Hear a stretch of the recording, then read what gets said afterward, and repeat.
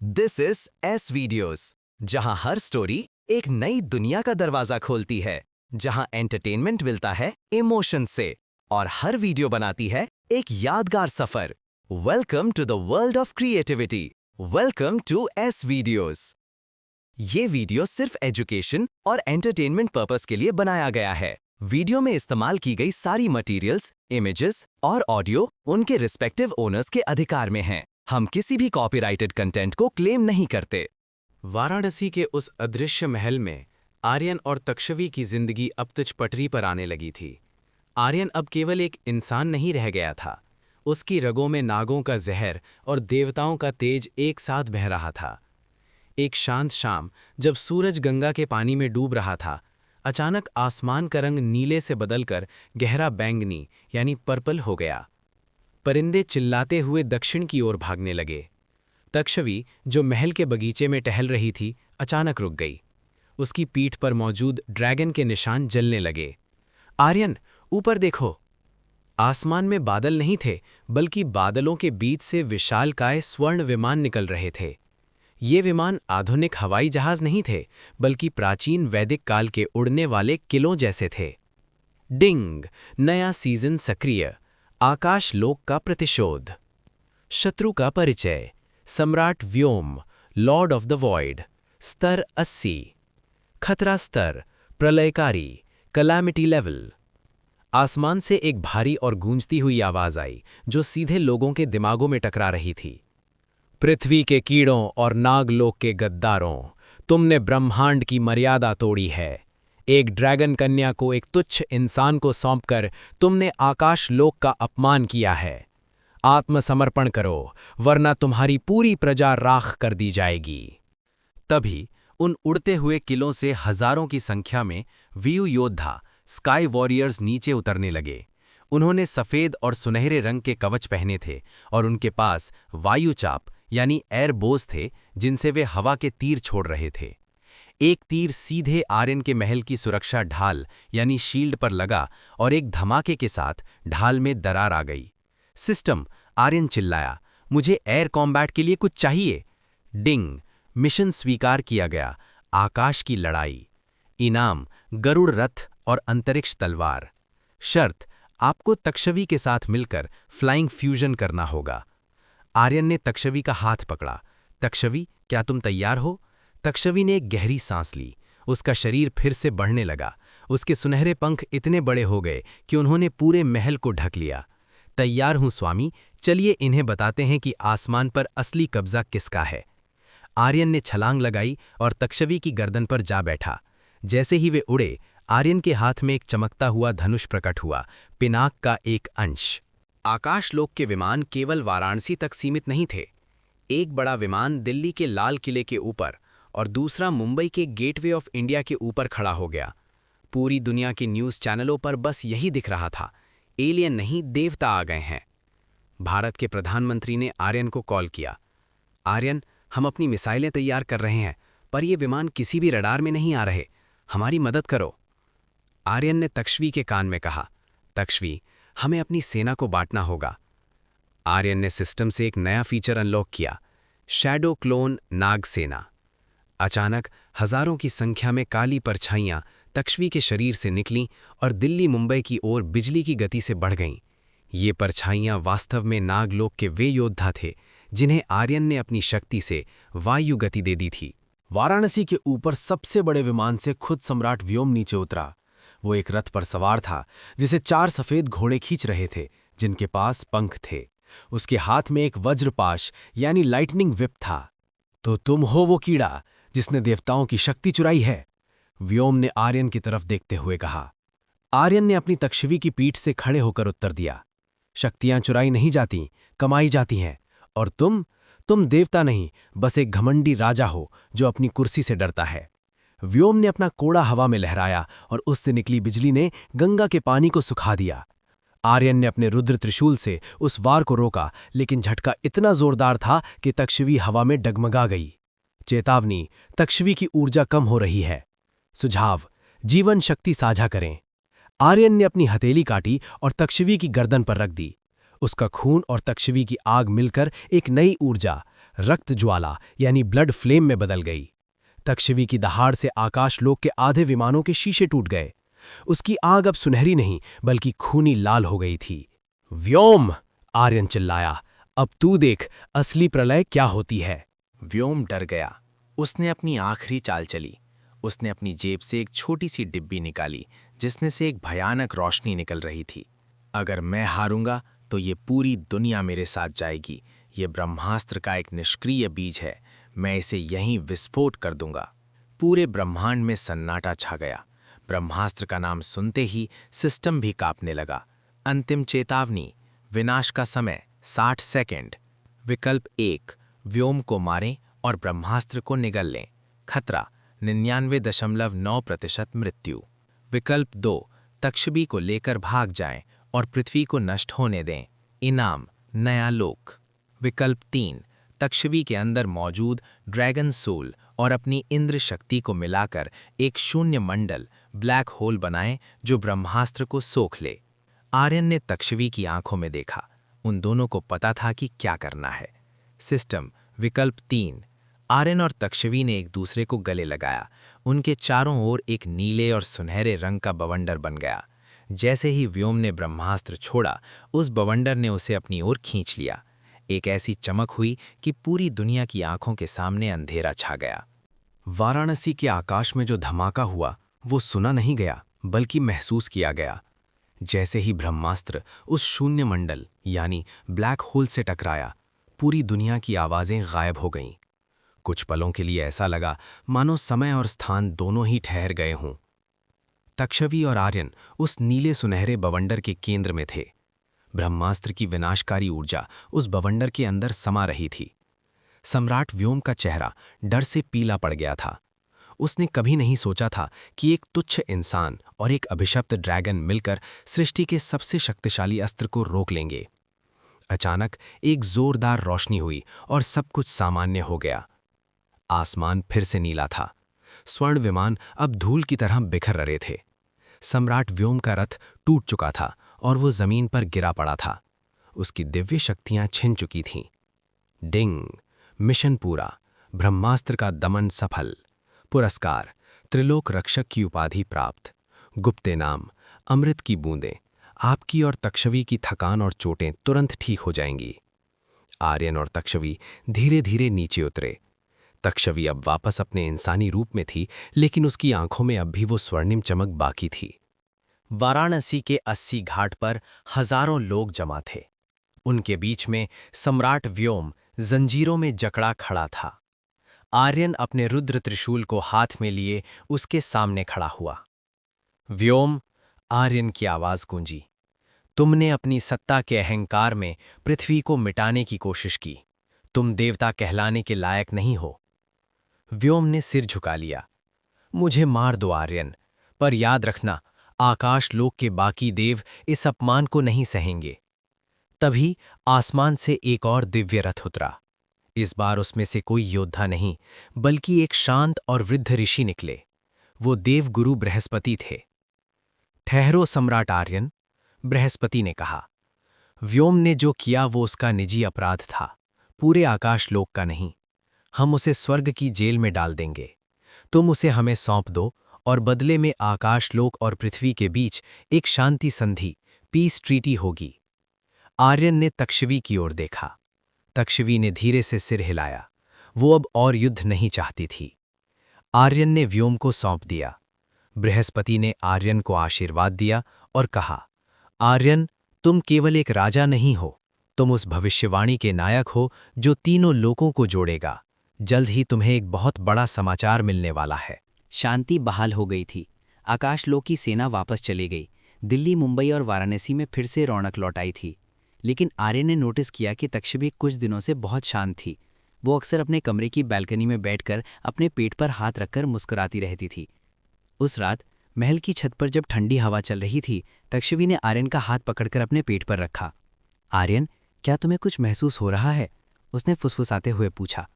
आर्यन को एक बहुत ही शक्तिशाली और बिजली जैसी धड़कन महसूस हुई। वो धड़कन किसी इंसान की नहीं थी और ना ही केवल एक नाग की। डिंग! System update. अति महत्वपूर्ण सूचना। तक्षवी गर्भवती है, प्रेग्नेंट। भ्रूण का प्रकार, ब्रह्मांडीय ड्रैगन मानव, कॉस्मिक ड्रैगन ह्यूमन हाइब्रिड। चेतावनी, इस बच्चे की ऊर्जा इतनी शक्तिशाली है कि ये पाताल और स्वर्ग के बीच के पर्दों को फाड़ सकती है। ब्रह्मांड के पुराने असुर और राक्षस इस बच्चे को पाना चाहेंगे। आर्यन की सांसें रुक गईं। वो पिता बनने वाला था, लेकिन ये बच्चा कोई साधारण बच्चा नहीं था। ये महायोद्धा था, जिसके आने की खबर से ही ब्रह्मांड हिलने लगा था। तभी दूर कहीं पाताल लोक की सबसे गहरी खाई अतल में एक बहुत पुरानी और खौफनाक आवाज गूंजी। तो ड्रैगन का वारिस आ रहा है। हजारों सालों के इंतजार के बाद वो खून वापस आ रहा है जो मुझे मेरी कैद से आजाद कर सकता है। खाई के अंदर से हजारों लाल आंखें चमकने लगीं। ये अंधकासुर की सेना थी, जिसे देवताओं ने युगों पहले कैद किया था। वो अब आर्यन और तक्षवी के होने वाले बच्चे की प्राण ऊर्जा को चुराने की योजना बना रहा था। अध्याय 32, गृहस्थी और युद्ध की तैयारी। आर्यन ने तक्षवी को कसकर गले लगा लिया। तक्षवी, चाहे कुछ भी हो जाए, मैं तुम्हें और हमारे बच्चे को कुछ नहीं होने दूंगा। तक्षवी मुस्कुराई। उसकी आंखों में अब एक मां की सुरक्षात्मक आग थी। मैं जानती हूं स्वामी, पर अब हमें केवल योद्धा की तरह नहीं, बल्कि माता पिता की तरह भी लड़ना होगा। सिस्टम मिशन, सुरक्षित जन्म, द सीक्रेट बर्थ। लक्ष्य, अगले 9 महीनों तक तक्षवी की रक्षा करें और सप्तऋषि कवच का निर्माण करें। इनाम, पिता का गौरव, एक अजेय दिव्य शक्ति। आर्यन ने गम्मा की ओर देखा। उसने महसूस किया कि अब तक जो कुछ भी हुआ वो तो सिर्फ एक ट्रेनिंग थी। असली परीक्षा तो अब शुरू होने वाली थी। सिस्टम, मैंने मन में कहा, अगला लेवल क्या है? मुझे दुनिया का सबसे ताकतवर सुरक्षा घेरा बनाना है। सिस्टम उत्तर, तैयारी शुरू करे सम्राट, अंधकार की सेना आ रही है। तक्षवी की गर्भावस्था का 7वां महीना चल रहा था।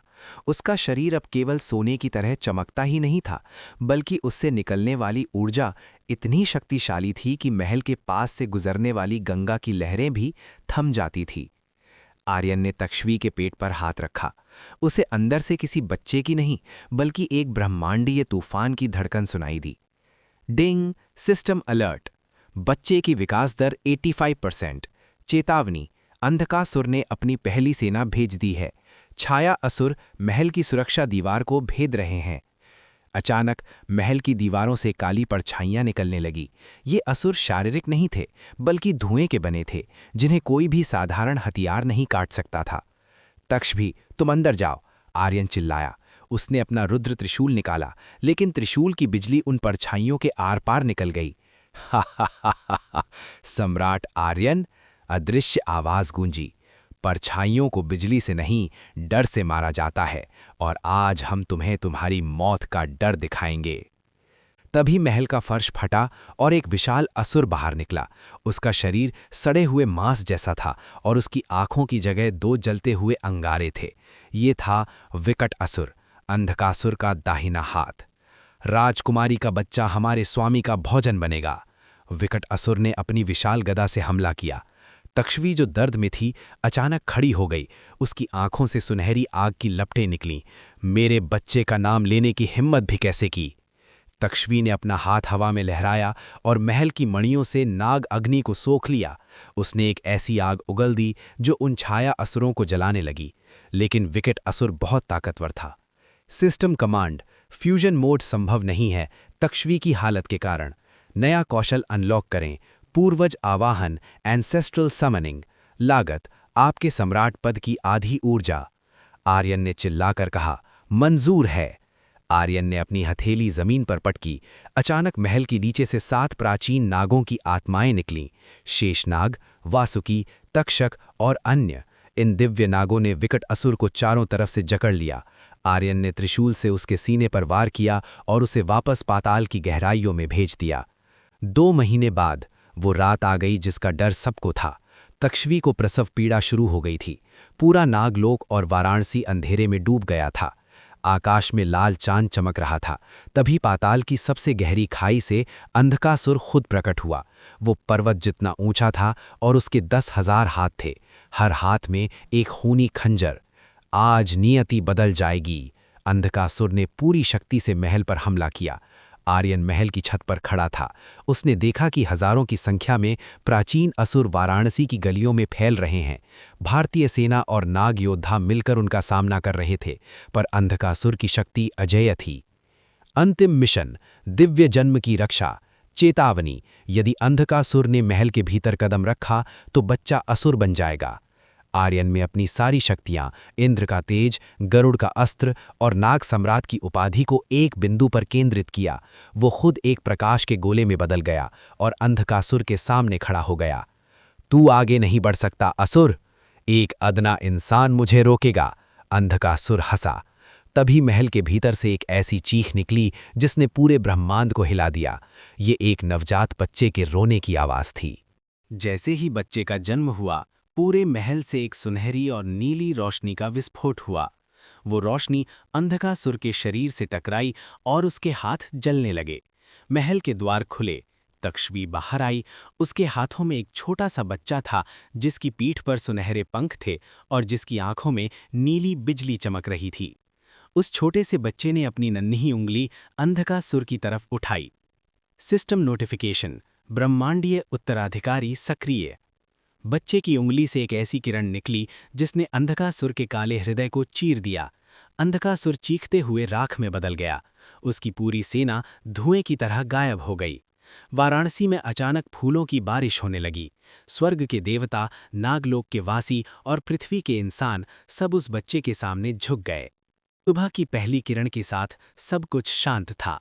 आर्यन थका हुआ था, लेकिन जब उसने तक्षवी के हाथ में अपने बेटे को देखा तो उसका सारा दर्द गायब हो गया। इसका नाम क्या रखेंगे? तक्षवी ने मुस्कुराते हुए पूछा। आर्यन ने बच्चे के माथे को चूमा। इसका नाम होगा विक्रम, वो जो वीरता और ज्ञान का संगम है। सिस्टम अंतिम संदेश, बधाई हो सम्राट आर्यन और साम्राज्ञी तक्षवी। आपने न केवल नागलोक और पृथ्वी को बचाया, बल्कि एक ऐसे वंश की नींव रखी है जो युगों युगों तक अमर रहेगा। सिस्टम अब गॉड मोड में अपग्रेड हो रहा है। वाराणसी के आसमान पर छाई काली घटाएं अब छट चुकी थीं। अंधकारसुर की राख गंगा की लहरों में बह गई थी, लेकिन घाटों पर अभी भी उस भीषण युद्ध के निशान बाकी थे। महल की छत पर खड़ा आर्यन हाँफ रहा था। उसकी शेरवानी फट चुकी थी, शरीर पर घाव थे, लेकिन उसकी आंखों में एक अजीब सी संतुष्टि थी।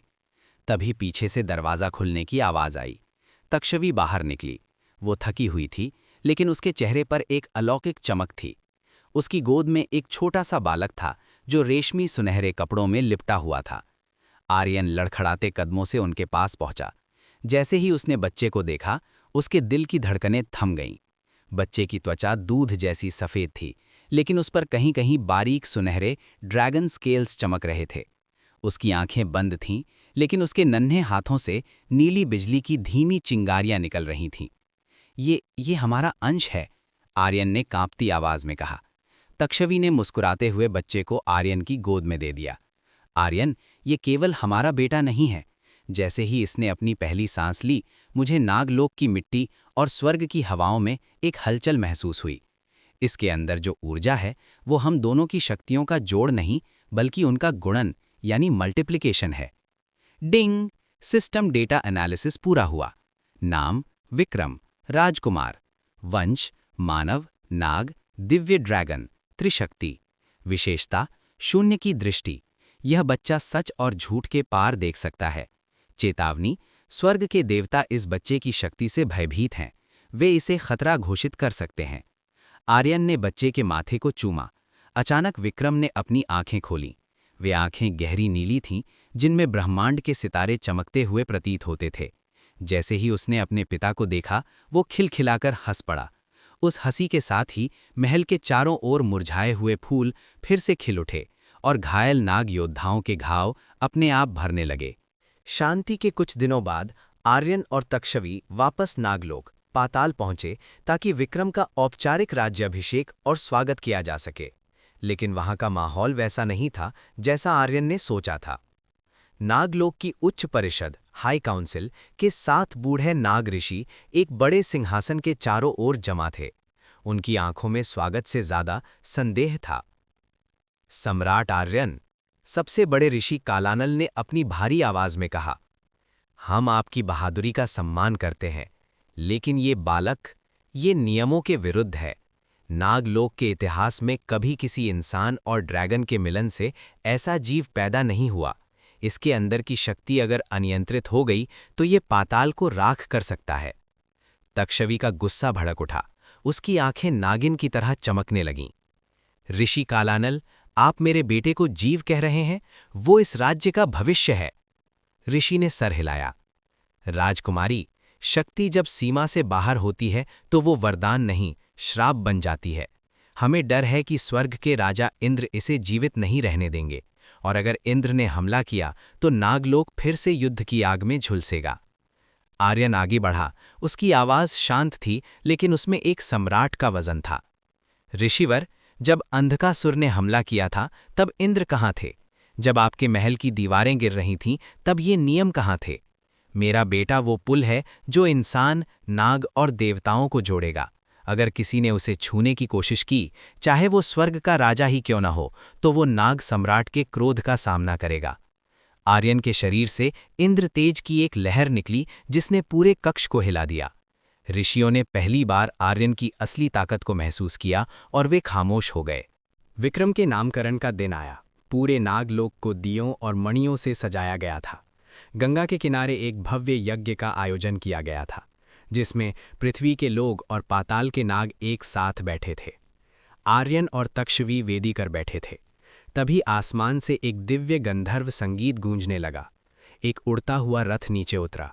ये कोई हमला नहीं था, बल्कि एक शांति दूत था, नारद मुनि। नारायण नारायण, नारद मुनि ने मुस्कुराते हुए प्रवेश किया। सम्राट आर्यन, राजकुमारी तक्षवी, इस बालक के भाग्य में वो लिखा है जो आज तक किसी ने नहीं देखा। आर्यन ने प्रणाम किया। मुनिवर, क्या आप इसे आशीर्वाद देने आए हैं या कोई नई चेतावनी लेकर? नारद जी ने विक्रम की ओर देखा, जो हवा में हाथ पांव मार रहा था। चेतावनी भी है और आशीर्वाद भी। ब्रह्मा जी ने इस बालक का नाम विक्रम स्वीकार किया है, लेकिन सावधान रहो आर्यन। जैसे जैसे ये बड़ा होगा, इसकी शक्तियां पुराने असुरों की आत्माओं को आकर्षित करेंगी। इसे केवल अस्त्र शस्त्र की नहीं, बल्कि धर्म की शिक्षा देना। नारद जी ने विक्रम के गले में एक छोटी सी तुलसी की माला पहनाई। ये माला इसे शांत रखेगी। जिस दिन ये माला टूट जाएगी, समझ लेना कि विक्रम का असली स्वरूप जाग गया है। 5 साल बीत गए। विक्रम अब एक छोटा, फुर्तीला और शरारती बच्चा बन चुका था। उसके पास तक्षवी की फुर्ती और आर्यन का दिमाग था। वो पल भर में एक छोटे सुनहरे नाग में बदल जाता और अगले ही पल अपनी नन्ही पीठ से पंख निकालकर महल की छतों पर उड़ता। आर्यन उसे युद्ध की कला सिखा रहा था। वाराणसी के एक एकांत मैदान में पिता और पुत्र आमने सामने थे। पिताजी, क्या मैं अपनी बिजली इस्तेमाल कर सकता हूं? विक्रम ने शरारत से पूछा। नहीं विक्रम, पहले तलवार की पकड़ सीखो। शक्ति बना अनुशासन के बेकार है, आर्यन ने कहा। तभी विक्रम ने अपनी लकड़ी की तलवार घुमाई और उससे एक नीली रोशनी की लहर निकली, जिसने पास के एक बड़े पत्थर के 2 टुकड़े कर दिए। आर्यन दंग रह गया। उसने अभी तक विक्रम को यह सिखाया ही नहीं था। डिंग! विक्रम का लेवल अप हुआ। नया कौशल अनलॉक, सहज तलवारबाजी। सिस्टम नोट: आपका बेटा आपसे भी तेजी से सीख रहा है। सावधान रहें, इसकी ऊर्जा अब सीमाओं को पार कर रही है। आर्यन ने मुस्कुराकर विक्रम को गले लगा लिया, लेकिन उसी पल उसे एक ठंडी हवा महसूस हुई। दूर क्षितिज पर बादलों का रंग फिर से बदल रहा था।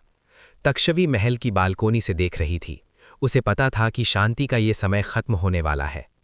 आर्यन, उसने मन ही मन टेलीपैथी में कहा, खतरा अभी टला नहीं है। अंधेरे की गहराई से कुछ नया और बड़ा जन्म ले रहा है। आर्यन ने आसमान की ओर देखा। आने दो, इस बार नाग सम्राट अकेला नहीं है, उसके साथ ड्रैगन प्रिंस भी है। रात का समय था। वाराणसी के महल की बालकोनी से गंगा की धारा चांदी की तरह चमक रही थी। दूर कहीं किसी मंदिर में आरती के आखिरी घंटे सुनाई दे रहे थे। विक्रम अब सो चुका था और महल के गलियारों में सन्नाटा था। आर्यन बालकोनी की रेलिंग पकड़कर खड़ा था। वो अपने पुराने दिनों के बारे में सोच रहा था, जब वो एक साधारण लड़का था जिसकी सबसे बड़ी समस्या नौकरी ढूंढना थी। अचानक उसे अपने कंधों पर एक ठंडी और कोमल छुअन महसूस हुई। तक्षवी उसके पीछे खड़ी थी। उसने अपना सिर आर्यन की पीठ पर रख दिया। क्या सोच रहे हैं स्वामी? आपकी धड़कनें आज कुछ धीमी हैं। आर्यन ने पलटकर उसका हाथ अपने हाथ में लिया। सोच रहा था कि जिंदगी कितनी बदल गई है। कभी मैं गंगा किनारे अकेले बैठकर बस भविष्य के सपने देखता था, और आज मैं खुद एक भविष्य का रक्षक हूं। पर कभी-कभी मुझे उस साधारण आर्यन की याद आती है। तक्षवी की आंखों में नमी आ गई। उसने आर्यन के चेहरे को अपने दोनों हाथों में लिया। कभी कभी मुझे डर लगता है आर्यन, मैं एक ड्रैगन नागिन हूं, मेरी उम्र हजारों साल है, पर आपका शरीर अभी भी मानवीय है। क्या समय एक दिन हमें अलग कर देगा? क्या हजारों साल बाद मैं इस बालकोनी में अकेली खड़ी रहूंगी? आर्यन ने उसे करीब खींच लिया और उसके माथे को चूमा। तक्षवी, सिस्टम ने मुझे शक्तियां दी हैं, पर तुमने मुझे जीने का मकसद दिया है। अगर मेरा शरीर मिट्टी में मिल भी गया तो हमारी आत्माओं का वो रक्त अनुष्ठान याद है। मैं हर जन्म में किसी न किसी रूप में तुम्हारे पास वापस आऊंगा। चाहे मैं एक साधारण इंसान बनकर आऊं या एक तारा बनकर चमकूं, तुम मुझे पहचान लोगी। तक्षवी ने अपनी आंखें बंद कर लीं और उसके सीने से लग गईं। उस पल वे सम्राट और सम्राज्ञी नहीं, बल्कि दो प्रेमी थे जो समय को थाम लेना चाहते थे। अगली सुबह तक्षवी ने आर्यन को सरप्राइज देने का फैसला किया। उसने अपनी जादुई पोशाक छोड़कर एक साधारण बनारसी साड़ी पहनी। उसने माथे पर छोटी सी बिंदी लगाई और बालों में गजरा सजाया।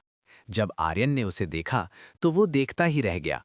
तक्षवी, तुम बिल्कुल वैसी लग रही हो जैसी मैंने पहली बार तुम्हें अपनी कल्पनाओं में देखा था। तक्षवी शर्मा गई। आज कोई युद्ध नहीं होगा, कोई राजनीति नहीं। आज मैं आपके लिए वो सब करना चाहती हूँ जो एक साधारण भारतीय पत्नी अपने पति के लिए करती है। उस दिन तक्षवी ने महल के रसोई घर में खुद अपने हाथों से खाना बनाया। हालांकि उसे मसालों का अंदाजा नहीं था और एक दो बार उसकी उंगलियों से छोटी सी चिंगारी निकल गई, लेकिन उसने हार नहीं मानी। जब उसने आर्यन को थाली परोसी तो आर्यन की आंखों में खुशी के आंसू थे।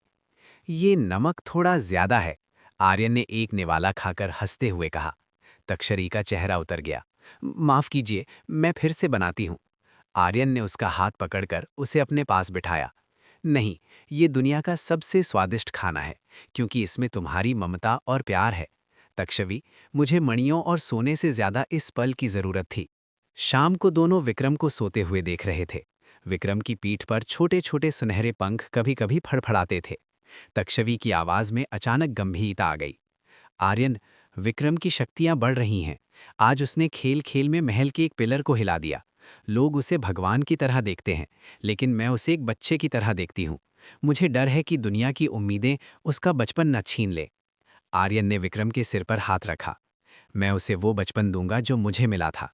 मैं उसे गलियों में क्रिकेट खेलना सिखाऊंगा, उसे पतंग उड़ाना सिखाऊंगा। वो सम्राट बाद में बनेगा, पहले वो एक बेटा बनेगा। तक्षवी ने आर्यन की आंखों में देखा। आप एक बहुत अच्छे पिता हैं आर्यन। काश मेरे पिता ने भी मुझे इसी तरह देखा होता, ना कि केवल एक हथियार की तरह। आर्यन ने तक्षवी को गले लगाया। तुम्हारे पिता का समय अलग था, पर हमारा समय अलग है। हम अपने बेटे को नफरत से नहीं, प्यार से पालेंगे। तभी सिस्टम ने एक बहुत ही मधुर संगीत के साथ नोटिफिकेशन दिया। डिंग! स्नेह स्तर, अफेक्शन लेवल, अपडेट। अब आर्यन और तक्षवी के बीच का भावनात्मक बंधन अब दिव्य स्तर पर पहुंच गया है। इनाम, युगल सुरक्षा कवच। अब आप दोनों की भावनाएं एक दूसरे की शक्ति बनेंगी। जब एक दुखी होगा, दूसरा उसे स्वतः ऊर्जा देगा। अचानक बाहर तेज बारिश शुरू हो गई। वाराणसी की बारिश में एक अलग ही महक होती है, मिट्टी की सौंधी खुशबू। तक्षवी बालकनी में खड़ी होकर अपनी हथेलियों में बारिश की बूंदें जमा करने लगी। आर्यन पीछे से आया और उसने अपना पुराना फोन निकाला, जो उसने अभी तक संभाल कर रखा था। उसने एक पुराना हिंदी गाना बजाया। तक्षवी ने मुड़कर देखा। ये क्या है? इसे संगीत कहते हैं तक्षवी, हमारी दुनिया का जादू, आर्यन ने कहा और अपना हाथ आगे बढ़ाया। क्या आप मेरे साथ डांस करेंगी साम्राज्ञी? तक्षवी ने मुस्कुराते हुए अपना हाथ उसके हाथ में दिया। बारिश की बूंदों के बीच धीमी रोशनी में वे दोनों धीरे धीरे नाचने लगे। तक्षवी के नीले बाल बारिश में भीग रहे थे और उसकी हंसी किसी खनकती हुई पायल की तरह थी। उस पल उन्हें ना तो स्वर्ग की चिंता थी, न पाताल के असुरों की। उस पल बस वे दोनों थे और उनके बीच का वो अटूट प्रेम, जिसने एक ड्रैगन को इंसान बनाना सिखाया था और एक इंसान को भगवान बना दिया था। दिन हफ्तों में और हफ्ते महीनों में बदलते गए। वाराणसी के उस जादुई महल में समय जैसे पंख लगाकर उड़ रहा था। विक्रम अब 7 साल का हो चुका था। वो दिखने में बिल्कुल आर्यन जैसा था, वही गहरी आंखें और वही आत्मविश्वास। लेकिन जब वो गुस्सा होता तो उसकी आंखों में तक्षवी जैसी सुनहरी चमक बिजली की तरह कौंधती थी। एक दोपहर महल के पिछवाड़े वाले बगीचे में एक अजीब नज़ारा था। विक्रम हवा में पद्मासन लगाए बैठा था और उसके चारों ओर पानी की बड़ी बड़ी गेंदें तैर रही थीं। वो अपनी उंगलियों के इशारे से उन गेंदों को नचा रहा था। विक्रम, मैंने क्या कहा था? अभ्यास के समय केवल एकाग्रता, खेल नहीं। आर्यन की कड़क आवाज गूंजी। विक्रम ने झेंपते हुए अपनी आंखें खोली और सारी गेंदें धप धप करके जमीन पर गिर गईं, जिससे पूरा बगीचा गीला हो गया। सॉरी पिताजी, पर यह पानी मेरी बात बहुत जल्दी मान लेता है। आर्यन पास आया और उसके गीले बालों को सहलाया। बेटा, शक्ति का अर्थ उसे वश में करना नहीं, बल्कि उसे समझना है। तुम आधे इंसान हो और इंसानी हिस्सा तुम्हें भावनाओं और करुणा की शक्ति देता है। इसे कभी मत भूलना। तभी तक्षवी वहां आई। उसके हाथ में एक थाली थी जिसमें ताजे फल और कुछ बनारसी मिठाइयां थीं। आर्यन, इसे छोड़िए, अभी ये बच्चा है। विक्रम, जाओ और अपने हाथ मुंह धोकर आओ, देखो माँ क्या लाई है। विक्रम खुशी से झूमते हुए अपनी माँ के गले लगा और रसोई की तरफ भाग गया। तक्षवी ने आर्यन की ओर देखा और मुस्कुराई। आप उस पर बहुत सख्त हो रहे हैं। वो अपनी शक्तियों को खेल समझता है और यही उसकी मासूमियत है। आर्यन ने एक ठंडी सांस ली। तक्षवी, मैं बस उसे तैयार करना चाहता हूँ। मुझे डर है कि जो शांति हमें मिली है वो बस तूफान से पहले का सन्नाटा है। उस शाम पूरा परिवार एक साधारण नाव में बैठकर गंगा की सैर पर निकला। आर्यन ने अपनी शक्तियों से एक भ्रम यानी इल्यूजन पैदा कर दिया था, ताकि आम लोग उन्हें पहचान न सकें। बनारस की आरती की खुशबू और घंटों की आवाज़ ने माहौल को दिव्य बना दिया था। अचानक नाव एक विशेष स्थान पर पहुंचकर अपने आप रुक गई। पानी के नीचे से एक नीली रोशनी निकलने लगी। पिताजी, वहां नीचे कुछ है। विक्रम ने नाव के किनारे से झुककर देखा। तक्षवी की आंखें सिकुड़ गईं। आर्यन, ये प्राचीन नागशिला है। ये हजारों सालों में एक बार ही चमकती है। इसका चमकने शुभ नहीं है। डिंग! सिस्टम सक्रिय। नया मिशन, पूर्वजों का संदेश। विवरण: गंगा के तल में एक प्राचीन मंदिर का द्वार खुला है। केवल त्रिशक्ति यानी मानव, नाग और ड्रैगन का रक्त ही इसे खोल सकता है। आर्यन ने तक्षवी की ओर देखा। हमें नीचे जाना होगा। विक्रम को साथ लेना जोखिम भरा है, पर शायद ये मंदिर उसके लिए ही खुला है। तक्षवी ने अपनी शक्तियों से नाव के चारों ओर एक सुरक्षा घेरा बनाया और तीनों पानी के अंदर समा गए।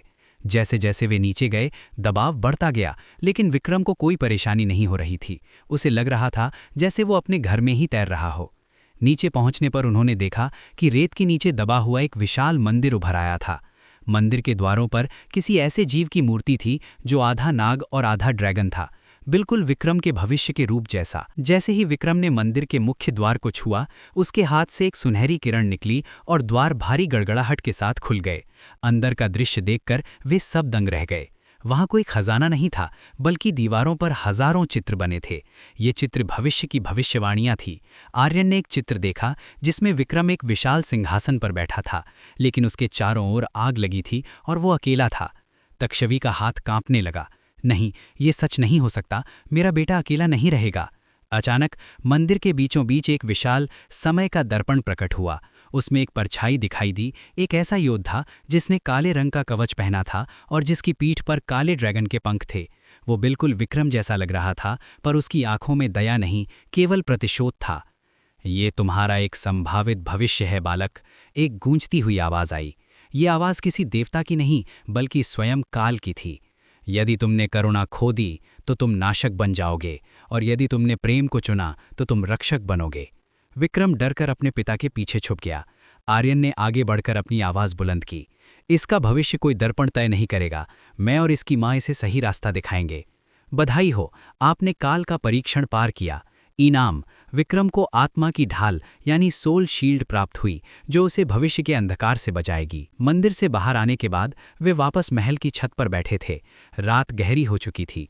विक्रम सो चुका था, उसका सिर तक्षवी की गोद में था। आर्यन ने तक्षवी का हाथ थाम लिया। तक्षवी, उस दर्पण में जो देखा उसे भूल जाओ, हम इसे वो नहीं बनने देंगे। तक्षवी ने नम आंखों से आर्यन को देखा।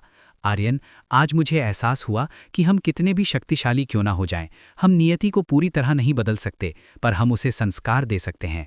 तभी आर्यन ने महसूस किया कि उसकी अपनी शक्तियां सिस्टम वाली कुछ बदल रही थीं। सिस्टम नोटिफिकेशन, नया स्तर, प्राप्त अभिभावक मोड यानी गार्जियन मोड। अब आपकी शक्ति विक्रम की सुरक्षा के साथ जुड़ी हुई है। जितना अधिक आप उसे प्यार और शिक्षा देंगे, आपकी शक्तियां उतनी ही स्थिर होंगी। आर्यन मुस्कुराया। तक्षवी, याद है जब हमारी शादी हुई थी, मैंने सोचा था कि ये मेरी सबसे बड़ी मुसीबत है, पर आज मुझे पता चला कि तुम और विक्रम मेरा सबसे बड़ा वरदान हो। मैं अपनी जान दे दूंगा, पर हमारे परिवार की हंसी को कभी कम नहीं होने दूंगा। तक्षवी ने अपना सिर उसके कंधे पर रख दिया। और मैं अपनी आग से हर उस दुश्मन को जला दूंगी जो हमारे बेटे की ओर आंख उठाएगा। दूर कहीं आकाश लोक और पाताल लोक के बीच के बादलों में बिजली कड़की, जैसे कोई नई शक्ति जाग रही हो। पर उस रात वाराणसी के उस महल में केवल प्यार और वादों की गूंज थी। अगर आपको ये वीडियो पसंद आई हो तो लाइक ज़रूर करें और ऐसी ही दमदार कहानियों के लिए एस वीडियोस चैनल को सब्सक्राइब करें। मिलते हैं अगली वीडियो में एक नई और ज़बरदस्त कहानी के साथ।